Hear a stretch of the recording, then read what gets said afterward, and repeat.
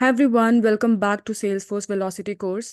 In this video, we'll see how integration procedure works in Omnistudio. So this is basically the introduction session for integration procedures. So I'll just tell you the basics about what are these and why do we use it. And then I've also prepared a demo which I'll show you that how it actually works. I'm not actually going to execute any of the use cases here, but I'll show you a use case which I've already prepared. All right, so let's just go ahead and get started. So first we'll see what is Omni Studio integration procedure. Then we'll talk about the capabilities and uses. We'll see what are the benefits, and we'll also talk about the integration procedure designer. All right. So the first thing is that what is integration procedure? Okay. So whenever you need to transform any third party data, right?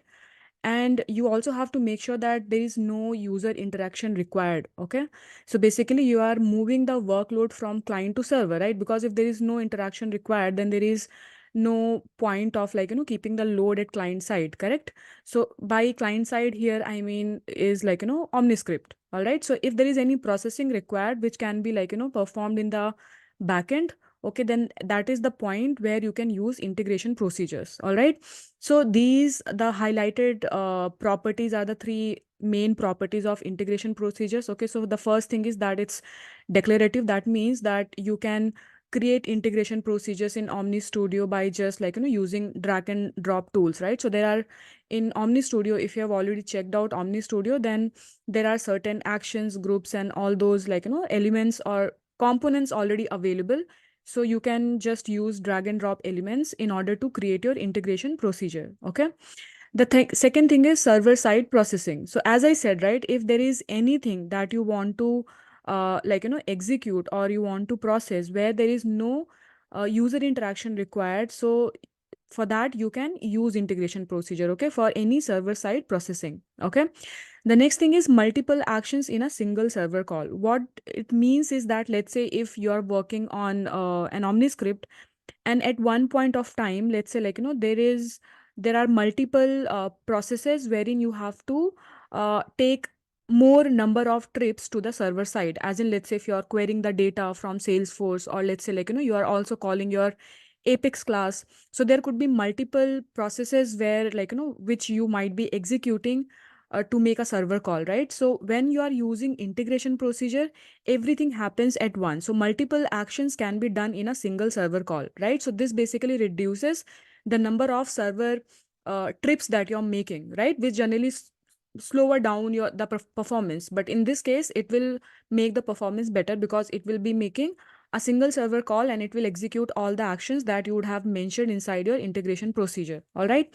So uh, these are the three main properties. Okay, it's declarative, you can use drag and drop. Server side processing, okay, make sure that whatever server side processing you are doing, only for that you are supposed to use it. Okay, and then the benefit is it executes multiple actions in a single server call. All right, don't worry about it. Moving ahead, we'll see how what are these things in detail, and then you'll have a better understanding of what we are talking about right now.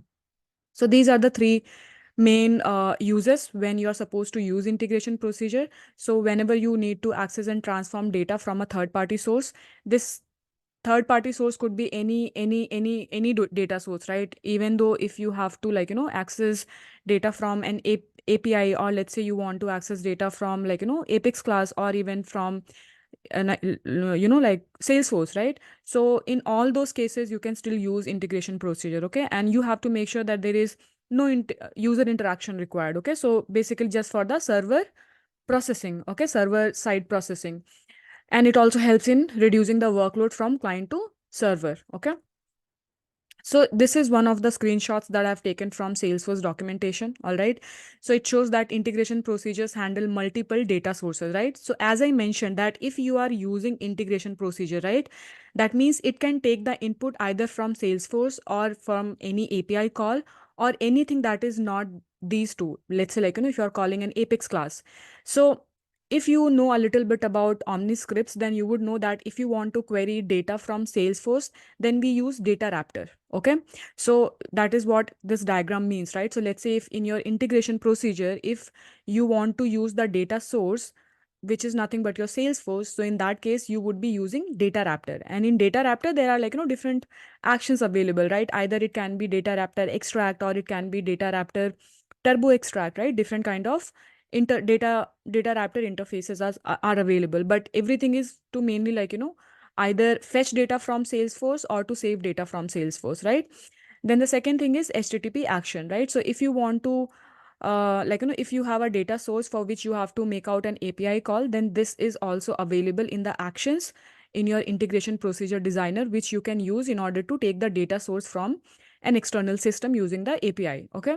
And then also we also have something such as remote action, which is also available under integration procedures, and this is basically used to call Apex classes, right? So let's say if your data source is coming from the Apex class, right? You might have written some logic in your Apex class from where you are expecting that it is there are some method in your Apex class which will return you the expected data, and which is something that you want to use as an input in your integration procedure, right? Then that also can be done using remote actions. All right. um okay, and then all right, so this is a little bit in more detailed. Okay, so here let's just go through it. Okay, so integration procedures serve as data sources for multiple technologies. The same thing that we talked about, right? So HTTP action, for API. Then in Salesforce, right? Either it could be multiple actions, when you are using Salesforce as the data source, right? Either you would want to create data in Salesforce, right? Using your Omni script or integration procedure. So for that, the action would be data Raptor post action. Or let's say if you want to perform any kind of deletion, then there is something called delete action. Okay. So for API, the action is this HTTP action. For Salesforce, there are only two options given here, but there are more options, right? So this is data Raptor post action and then delete action. And then you can also perform email action, or other kind of template options are also available. Okay. And for the response, so everything, right? So let's say when you are using your integration procedure, and if you are kind of using any kind of data source, right? Data source as in in the input that you're using for your integration procedure, that input could be from Salesforce, or it could be from any API or any other third party system. But then whatever response you get back, right, from all of it, that response can be actually translated, not exactly translated, but it can be transferred into response action, and then you can send it out to wherever you want, as in you can actually take that response and you can display the information on your Omni script. Okay, you can send the response back to the UI. Okay, so that is what it explains. Okay, let's just go ahead and take this example. Okay, so whenever you are working on any requirement, or in any project, there are three main components, right? There is UI, there's data, and there's logic, correct? So let's just imagine that this part is not imagine, I mean, this part, this part implies the OmniScript, okay? So let's say you have your UI. So let's just imagine a use case, okay? So you have an OmniScript which is displaying something on the UI, okay? But you are expecting that, okay, the user is going to enter something on the UI, and then the next step should be a server call, right? And that server call could be anything. It might be you might be wanting to save some data into Salesforce, or you might just want to read some data from Salesforce, right? Or you want to perform a delete action, or any other kind of a DML operation, or any other action, right? Whatever you want, maybe sending an email, right? So anything, right, after the UI, right? Everything what is displayed on the UI, if there is any action you want to perform, any server side processes, right? So for that you can use integration procedure. So this example is basically, so let's say this is your UI, and just imagine that this this server side process includes not just one step but multiple steps. For example, let's say you want to transform data, okay, using data Raptor, and then you also want to make an API call. Then you also want to post transform data, and then again you want to save something into Salesforce, for which you are using data Raptor load, right? And after that you want to send out an email, and then only you want to end the process. Okay, so the benefit of using integration procedure is that all this can be done in a single server side call. You don't have to make your code is not like, your script is not going to make multiple trips to the server. Okay. By server, I mean Salesforce server. Okay. So all of this, like, all these multiple steps that you would be wanting to perform, right? That can be done in a single server side call. All right. And after that is done, you can, like, you might want to send out an email and, like, do any other, like, post activity that you want to do. And then these are something like, l- like, some listed benefits of, like, using integration procedures, right?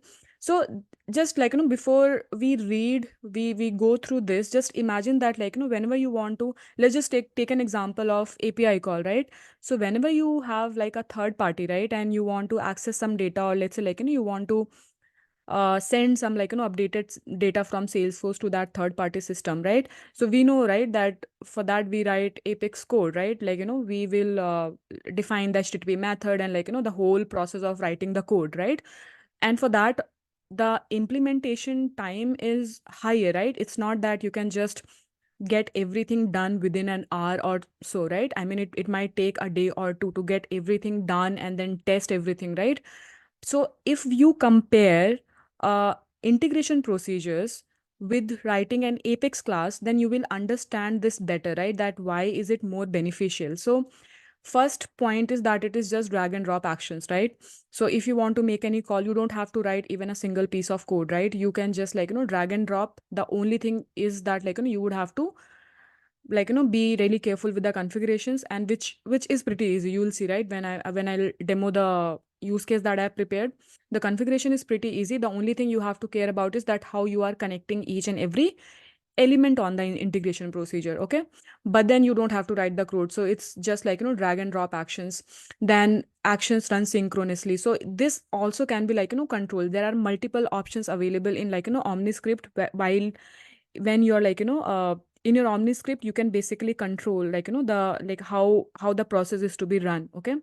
Then we also have conditional logic and error handling. So if any of the requests that you want to, like, apply some condition, right, that okay, this should only happen after this and this scenario, right? So those kind of things can also be done along with error handling as well. Okay. And then of course it supports OmniScript actions. There are, like, enough number of actions that are available in integration procedures which you can use. Okay. And of course this is code free and low code integrations. Okay. So as I said, right, you can call any API to integrate with any legacy systems, or and these are just, like, few configuration clicks away. You don't have to, like, write code and, like, in order to do all of that. And it's not just this, like, even the authentication and all that procedure can also be done using integration procedure. Okay. And the testing is also easy, because while you are implementing your, like, integration procedure inside your OmniScript, there is a screen for preview which you can, like, test it there and then itself. And then we also have versioning and activation, right? So let's say if you have written one OmniScript where you have, like, you're referring to multiple integration procedures. So let's say if you have referred one integration procedure in one of the OmniScripts, but then later on some other developer goes and changes something in that particular integration procedure and then activates a new version of that integration procedure. So you don't have to take care of all the existing references. Okay. So whatever the activated version is available, your OmniScripts, right, wherever you have referred that integration procedure, it is just going to refer the activated version, right? So those kind of things are also there. So basically I think the key call out is that for now you should just remember that when you are supposed to use integration procedure. Okay. So if there are any server side processes, then only you should think about integration procedure. Okay. And if there is less user interaction required, okay, so these 3 points you have to keep in mind. Okay. And we already know that, like, we can the data source could be, like, either Salesforce, or it could be any external, like, external source of data, or, like, even you can access data from Apex classes as well, right? Apex methods as well. So now I'll just move ahead to my CMT org and let me show you an example. And before I, like, show you the example, I want to call out something that I did follow, like, a trailhead, which, like, and this trailhead explains everything, like, very nicely. I mean, it has a beautiful explanation that how, like, how execute it. So I give the link for this particular trailhead in the description. So if you want to go through it, you can go through it. It has like, each and every step. And also there's something called resource. So when you click on resource, there will be a link. Okay. So when you click on the link, you will be able to download the PDF version. Okay. And in the PDF version, every step is mentioned in detail. Make sure that you're following every step, and the moment you like if you between the steps, then I think it's going to get difficult for you to follow the steps. So let me just brief you what they are trying to do here. So basically they have, let me open my whiteboard. Okay. And all right, so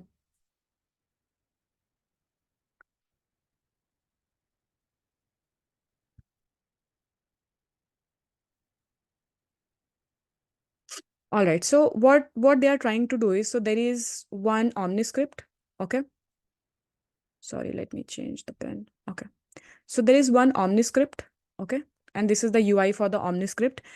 And what are they doing is that on this Omniscript, when they are launching this Omniscript, they are passing an account ID, right?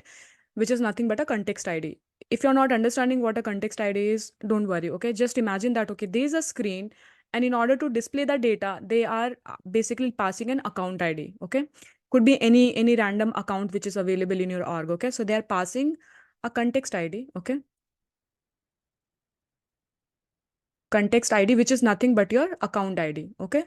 It will be like, basically you're passing the like, hard code static account ID here. Okay. So once you pass the account ID, and when this screen gets executed, it will show the details of this account ID. Okay. Whatever details you have configured, it is going to show that. So for example, let's say you are showing, description, phone number. Okay. And let's say something else also, let's say industry. Okay. And then you will have a button here, next button. Okay, so the moment like you enter the context ID and you click on fetch, all the information which is available on the account, and depending on what fields you have configured, those information will get populated over here, right? And then after that, if you want to edit any of this information, let's say if I want to edit the phone number, okay, and if I change the phone number, and the moment I click on next, then it should update that particular account in your org with the new phone number that I entered here.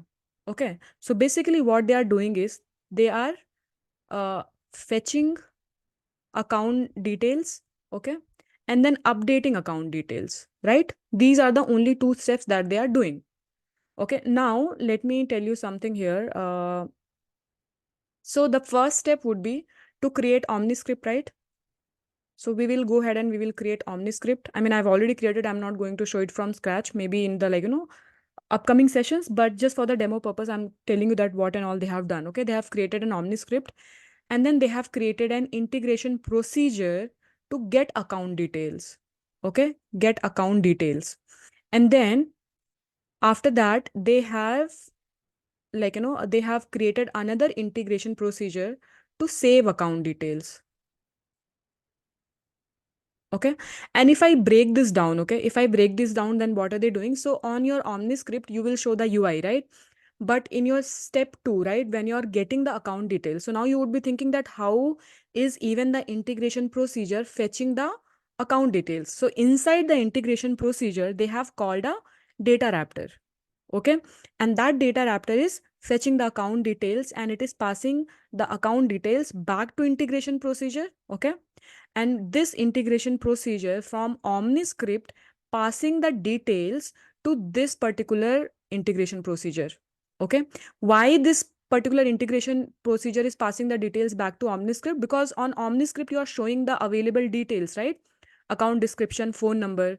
And then after that, user will make some changes, right? So step, if you just focus on this step, right? You got the account details from integration procedure, and integration procedure is calling a data raptor in order to fetch the account details.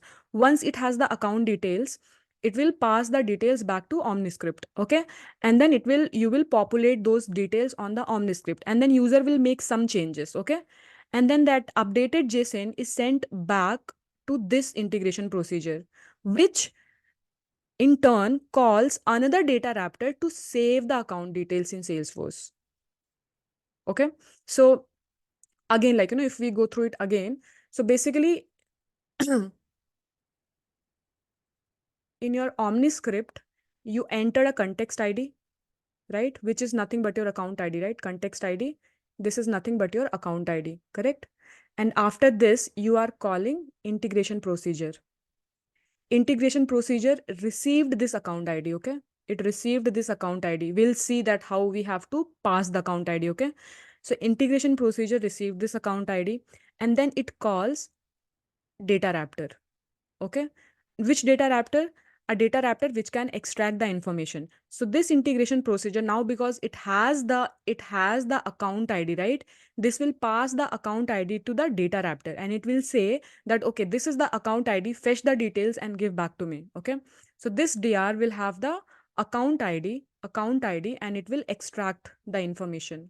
Okay, and then it will pass this information back to OmniScript, and you will display the data on your OmniScript. Okay, and after that, what will happen? User will make some user updates. Okay, updates as in, like, make some changes, like changes the phone number or description or something like that.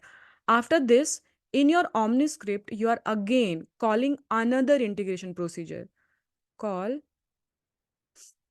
another integration procedure to do what? Save the data. Save data, right? Now integration procedure cannot itself save the data, right? So it is going to call another dr, and when it calls another dr, it is going to pass the JSON, the updated JSON. So this dr will be load dr. Okay, so it will receive the JSON and it is going to make the update. So you will have updated details for that particular account, whatever user updated.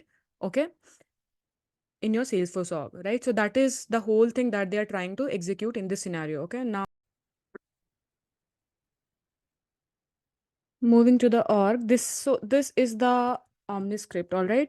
So let me just show you what are the things that we have in the OmniScript. We'll navigate to integration procedures, but first I want to show you that, like, the overview of OmniScript that we have. Okay, so in this OmniScript, this is of course the available components, like, using which you can design your OmniScript, and this is the structure, as in, like, all the steps and everything that you have configured. This structure part will show that, and we have something for properties preview and LWC preview. Okay, if you want that as well.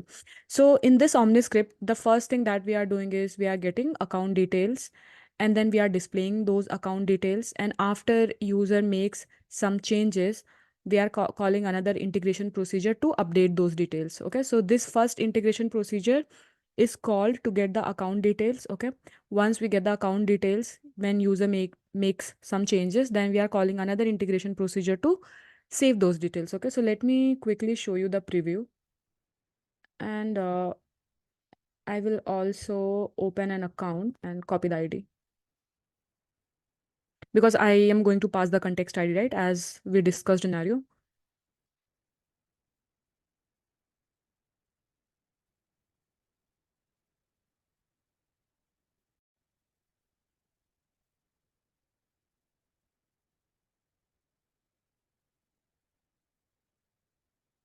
All right, I want it, but I'll show you that. Let me just go and copy the account ID. All right, so in the preview, let me clear the data and show you how this whole OmniScript is working. Okay, so sorry, it's a bit slow. Here I'll paste the account ID. All right, and then I'll click on fetch. The moment I click on fetch, it is going to call this integration procedure, which is calling a data raptor to fetch the details, back the response, and then that response will get that response back to OmniScript, and this will be pre-populated with that data that has been fetched and passed here. Okay, so here I'll click on fetch.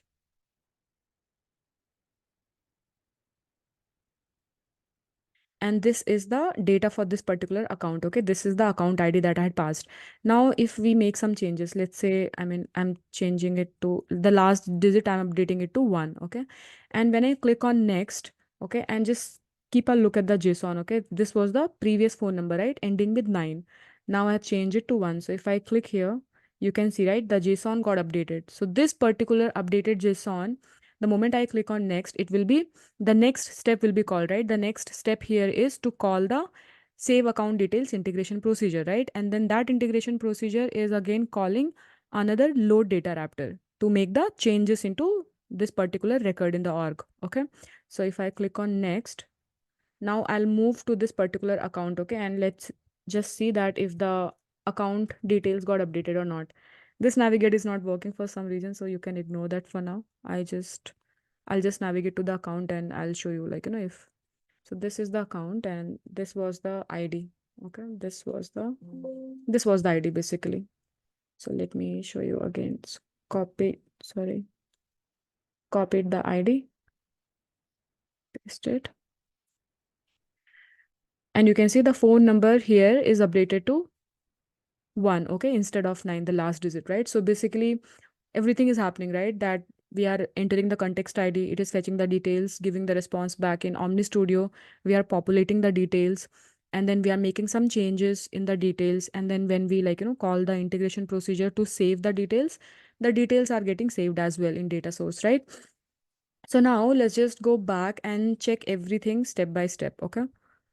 So I'll start with here, right? So this is basically nothing but the OmniScript configuration, right? What is the name of the OmniScript? What is type, subtype, and all those details are here.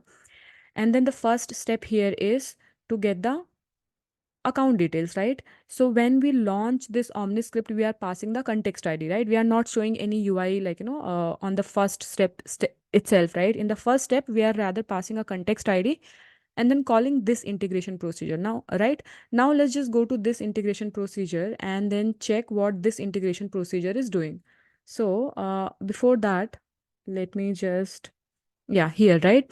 So I mean, whatever the name it is showing here, it is nothing but what the element name I have given, right? This is nothing but the unique name. And this is the label, although we are not displaying it anywhere, right?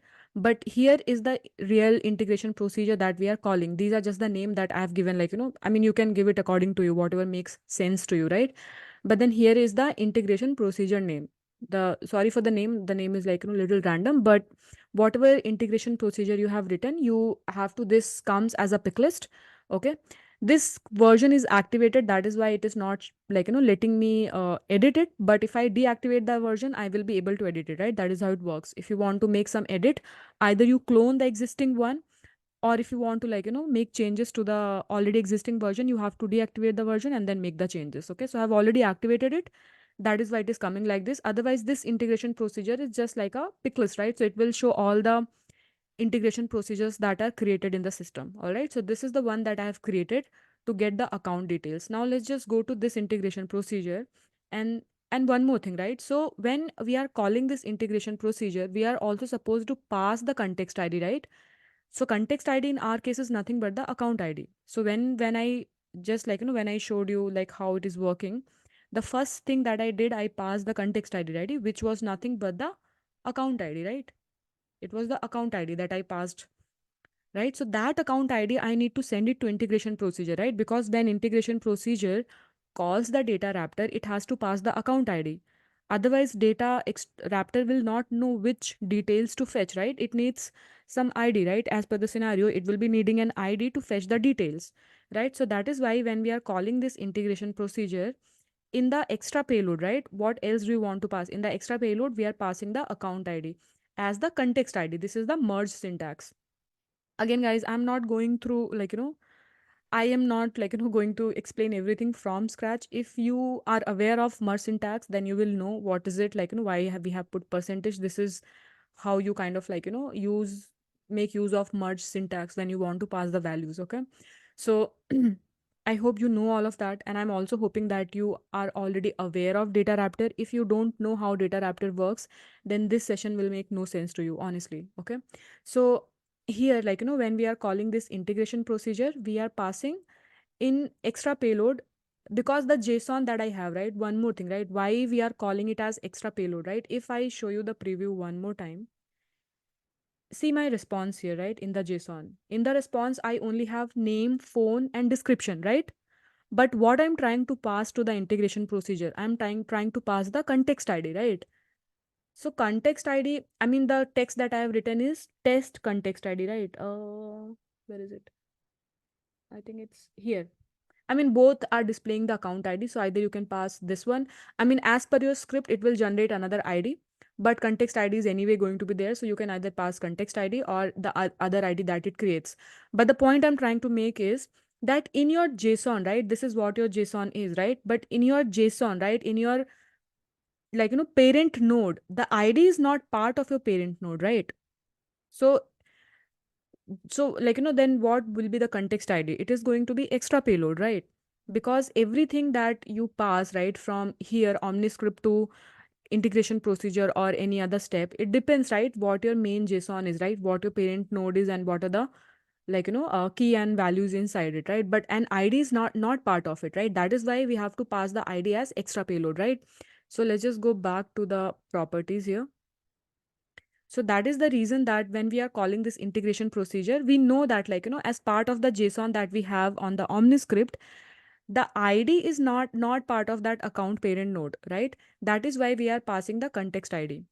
And this particular variable, right, account ID, this is something that we are defining in our data raptor, right?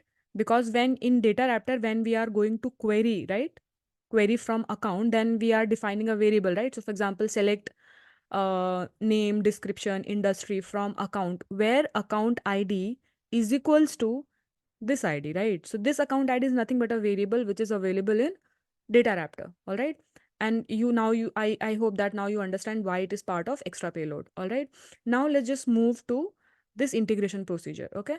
So I hope this is clear now. On the Omniscript, we are passing a context ID and we are calling integration procedure here.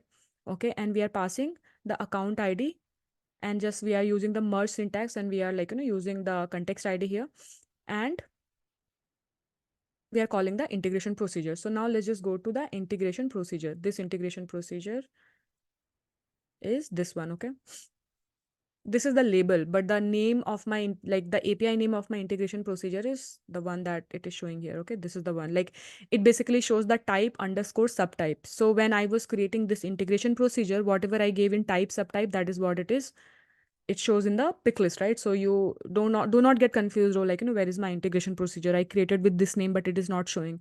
Whatever you give in the configuration, right, based on that information, it will. So if you see, right, type and subtype. So here in the pick list, it is showing me type underscore subtype integration procedures. It's not showing me the value here, right? Like the name that I've given. So when you create your integration procedure, whatever you give in type and subtype, that is what your pick list will show here. That is how you have to search the integration procedure in your Omniscript. All right. So now, okay. So we are here on the integration procedure. So now you have the context ID, right? That means account ID from the Omniscript. So the integration procedure, what is the next step? The next step is to fetch the data, right? Somehow. And how your integration procedure is going to fetch the data? It is going to call a data raptor, right? Any kind of extract data raptor, either extract data raptor or turbo extract data raptor. Okay. The If you want to query from a single Salesforce object, then you will use turbo extract data raptor. But if you want to query from multiple, so use extract data raptor. All right. So because I just have to fetch account information, so it didn't make sense for me to use extract data raptor. That is why I am going to use turbo extract data raptor, right? Because I just have to query from one single object. All right. So for that, there are two different actions. Okay. So if you're calling extract data raptor, then you have to use this action, which is available here, data raptor extract action. But let's say if you have created a um, turbo extract data raptor, then you have to use this particular action. Just you have to click on it and then just drag here and then make the configuration. All right. So based on the action that you're going to perform in this particular any particular integration procedure, so based on your action, you have to drag and drop the actions. All right. So if it is an extract data raptor that you're going to call, then you will use this. If it is a transform data raptor, then you are going to use this. If it is a turbo, then this. And if it is a load data raptor, right, if you want to make some changes into the org, the record, then you have to use data raptor post action. All right. So in this case, we are only expecting to fetch data from Salesforce, right, using turbo extract data raptor. So that is why I used this particular action, data raptor turbo action. So if you click on this, it also shows the name, data raptor turbo action. And then this is how I have configured it. Okay. So I gave it the name as get account details Okay, this is something that is given by me. And then in account parameter, right, I am passing the account ID as the data source and filter value as account ID. So this is something exactly what we had configured in here, right? If I go back to the OmniScript, if you see, this is what we, where we are keeping the context ID here in the account ID, right? And if you go back here, so when we are calling the data raptor, right, I am passing what is the data source. The data source is account ID. The data source, right? Because this particular variable contains the account ID, right? The ID that we are filling in on the OmniScript. And then here filter value, right? Account ID. This should be same as the variable name that you have kept in your data raptor. Okay. This is the source because this is something that you're passing from the OmniScript, but then you have to map it to the one that is available in the data raptor. Now let's just go to this particular data raptor, get account details, this one. Okay. So this is my data raptor and this is the variable if you see, right? So again, if you know how to configure a data raptor, you would understand that this is nothing but basically a query, get description, ID, industry, name, phone from account, right? And where ID is equals to this ID. And now this ID, in this ID, integration procedure is already passing the value, right? So if I go back to the integration procedure is already passing a value to this particular account ID, right? And where it is getting the value from OmniScript context ID, right? So this is the turbo extract data raptor. It will get the account ID and it is going to fetch everything and it will give back. All right. Now what is the next step in the OmniScript? The next step is once it gets the details, we are mapping every detail to all these three fields. I'm only using name, phone and description. Although you need to know that name cannot be edited in OmniScript, but it's okay. I mean, just ignore that for now. But it is something that if you are using and if you try to update the name, right, in the preview, right, when you execute this program, and if you're trying to update the name, then it will not allow you to update the name. All right. So anyway, the second screen is about what we are displaying. So let's just do it one more time.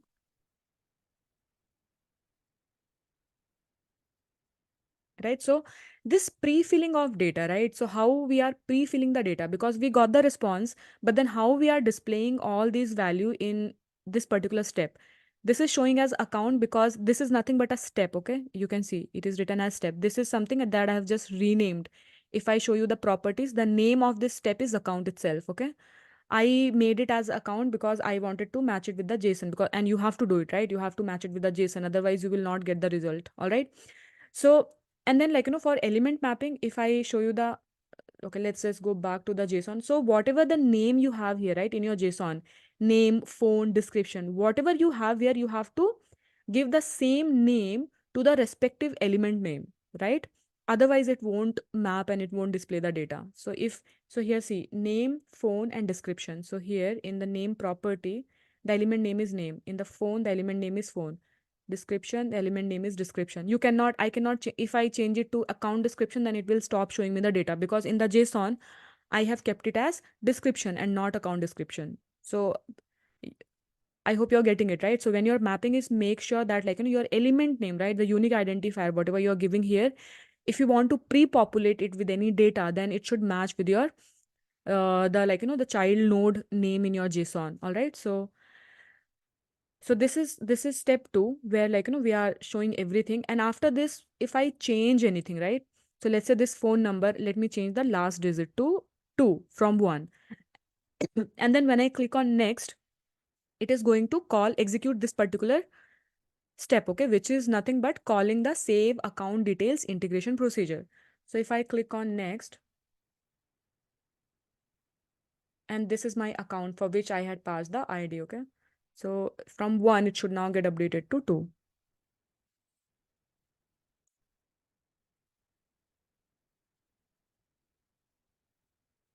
So here it is. All right. Now let's just go and see that what have we done into this integration procedure, okay?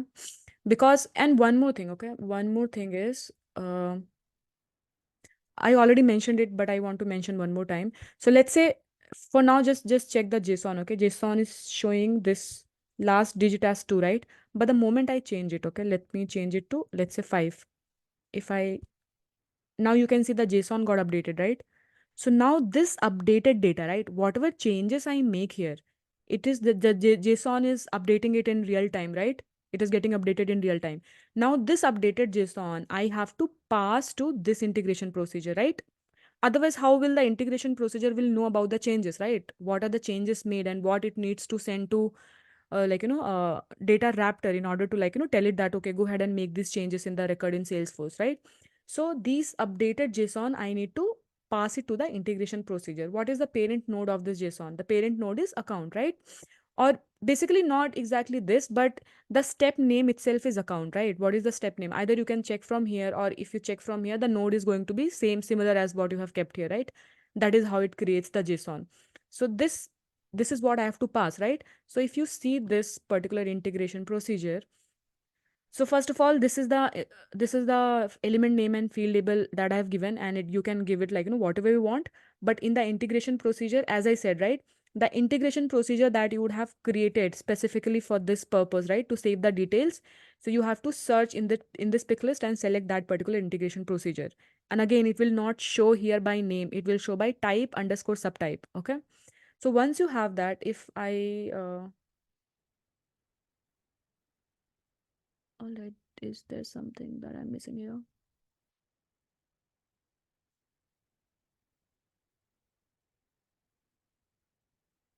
All right, let's just go to here and then check. Okay, integration procedure.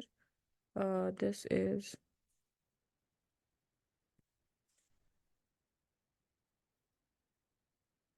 yeah, save details, right? So now this integration procedure, now what do you want to do? You want to save the data in Salesforce, right? And for that, you again have to call a data raptor, right? Because data raptor load is something that can create or save data in Salesforce, right? So data raptor load is in order to call a data raptor load, the action that you would need to use is data raptor post action. Okay, so in this integration procedure, this is what we have. You can see here, right? Data raptor post action. This is what we have configured. Data raptor post action, and this is send JSON path. So what you want to send, right? This is what I wanted to tell you. What we are sending here, right? Where did that preview go? This. This is what we are passing, right? The updated one. And if I go back where it was here. This is send JSON path, right? Because you have to send the details to your data raptor, right? And this is my data raptor to data raptor load to save the details, right? So we are passing the JSON here. So now if I go to the data raptor, this data raptor, right? Save account details. This is the data raptor. Here, this is what I have, right? I have, these are the mapping that I've done, account ID to ID, and then description to description, and then phone. All right. And then there's the again, you should be knowing the basic configuration of load data raptor and how it works. The only thing is that you have to select the object and you have to select the fields. And here, I mean, in preview, you can pass something this is preview is just to test if you're if your data, this data raptor is working properly or not. But in this case, as I'm directly calling the data raptor, I mean, do not assume that, okay, what you have in preview is just for your unit testing. All right. So whatever you have done here is enough. Okay. So the object is account and these are the fields. Okay. The field mappings that I've given. So when this particular integration procedure calls this data raptor, it is passing all the information from account node, right? And what does this account node have? Account node have name, phone, and description, right? But we are also mapping the ID because without ID, I mean, it will not know, right, what to update. It needs ID, right, to update the data, correct? So that is why we are also mapping the ID. So this was the whole setup for this particular use case.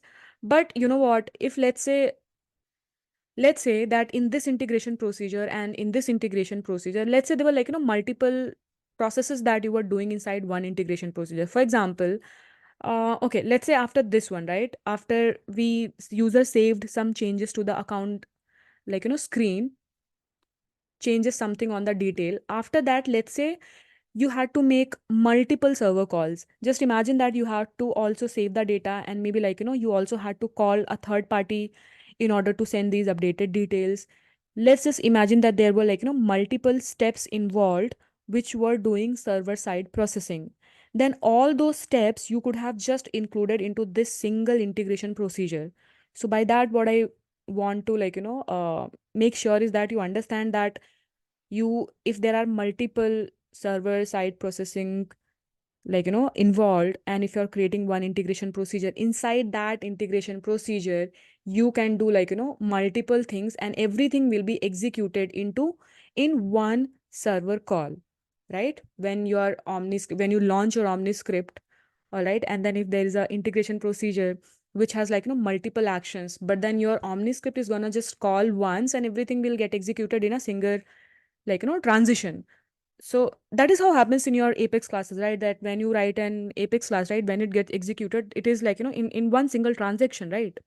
So that is what it is doing. It is making sure that whatever, when you call this, whatever is defined inside this, right, inside this integration procedure, it could have hold multiple steps, but everything is going to get processed in a single transaction. All right.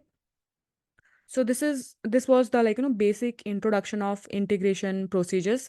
So in the upcoming sessions we'll check few scenarios, and maybe we'll talk more about the other actions that are available here, right? There are multiple actions, right? For example, under group, I mean, these are the things that we can explore, and then there are a lot of other things available under action, as in delete action, email action, and then batch action. These kind of things are there, HTTP action for API call out, right?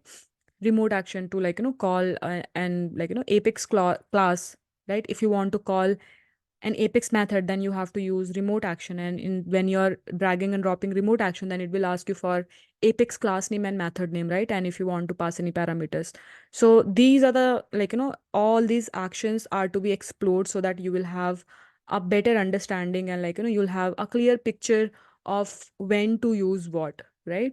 So I hope at least this gives you a starting edge, and enough understanding that you can get started with integration procedures. All right, so that's all for this session, and I'll see you in the next one. Thank you for watching.